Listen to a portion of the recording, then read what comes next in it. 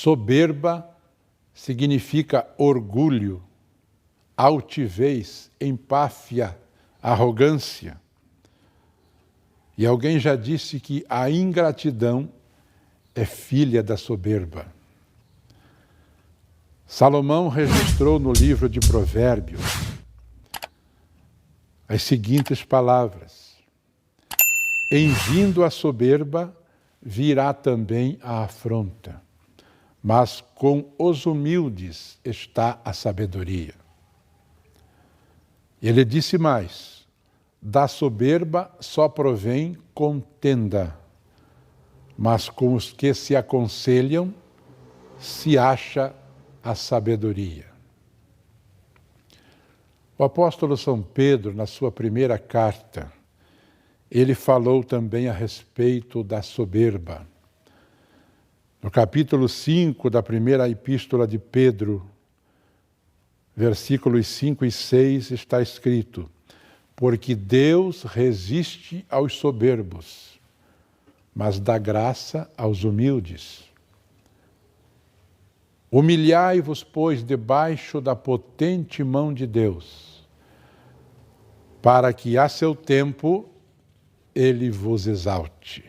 O ser humano precisa ser salvo, enfim, do pecado. E há um conselho na palavra de Deus, na Epístola aos Romanos, capítulo 6, versículo 12. Não reine, portanto, o pecado em vosso corpo mortal, para lhes obedecerdes em suas concupiscências. Esse mesmo texto, na versão atualizada, diz: portanto, não deixe que o pecado domine o corpo mortal de vocês, e faça com que vocês obedeçam aos desejos pecaminosos da natureza humana. O ser humano precisa ser salvo do pecado. O ser humano precisa ser salvo dos efeitos funestos, nocivos dos males deste mundo. E João diz que o mundo jaz no maligno, ou seja, está deitado, está sepultado no maligno. E nós precisamos ser salvos desse poder, desta influência do mundo. Mas nós temos outros pontos que o homem precisa pensar neles e precisa receber salvação divina para não ter que enfrentar estes acontecimentos futuros. O ser humano precisa ser salvo da grande tribulação. Tribulação que se abaterá sobre o mundo no chamado Dia de Cristo. A Bíblia registra os 4 grandes dias escatológicos, nos quais está contida a história da humanidade no passado, no presente e no futuro.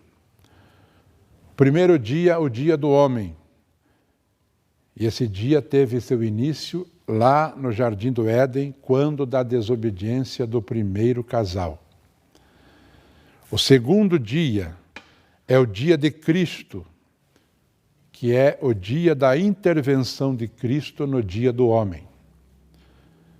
E isto acontecerá quando a Igreja do Senhor for arrebatada e quando entrar o domínio e o império do anticristo na terra. O dia de Cristo é quando Cristo vem intervir e vem arrebatar a sua Igreja da terra.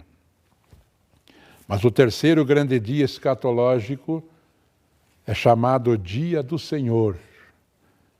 É o término do período chamado o Dia do Homem e o estabelecimento do reino milenial de Cristo.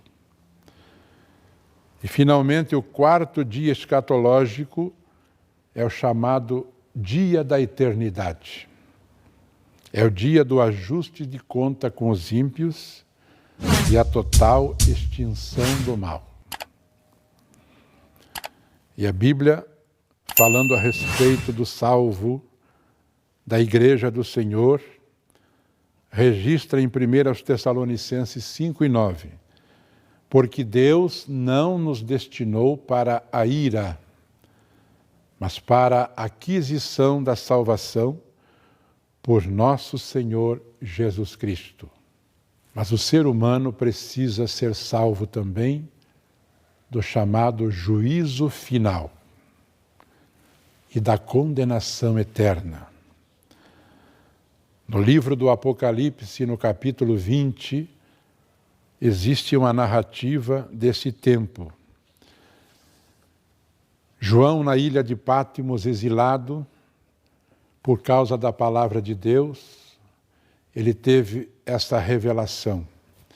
E ele disse: e vi um grande trono branco, e o que estava assentado sobre ele, de cuja presença fugiu a terra e o céu, e não se achou lugar para eles. E vi os mortos, grandes e pequenos, que estavam diante de Deus, e abriram seus livros. E abriu-se outro livro, que é o livro da vida.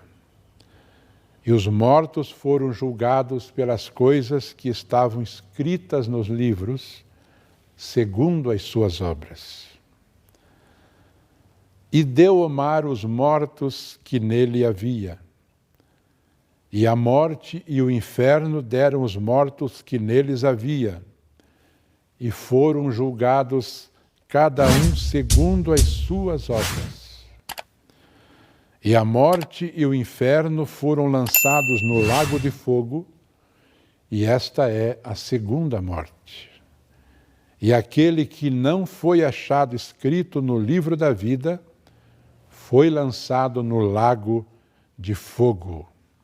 Neste sentido, podemos compreender que a salvação divina revela-se de fundamental importância para o ser humano.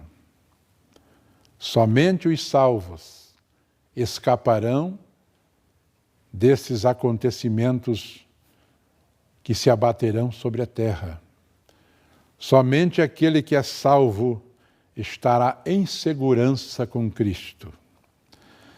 E com relação a isto, o escritor aos Hebreus, no capítulo 2, versículo 3 da sua carta, ele diz: como escaparemos nós, se não atentarmos para uma tão grande salvação, a qual, começando a ser anunciada pelo Senhor, foi-nos depois confirmada pelos que a ouviram. E numa outra tradução, o mesmo texto diz o seguinte: sendo assim, como é que nós escaparemos do castigo se desprezarmos uma salvação tão grande?